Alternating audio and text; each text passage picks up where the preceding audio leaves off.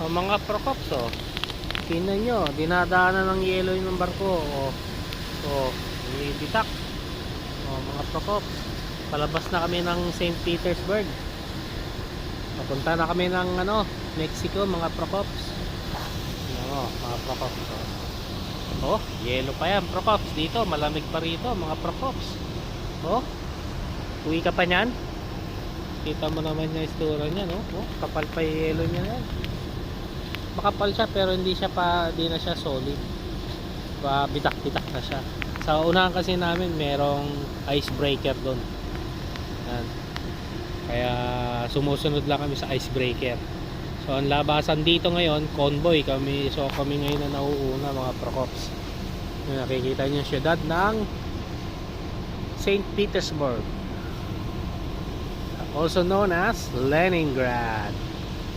Mga procops, paano ngayon? Hanggang sa muli. Ciao.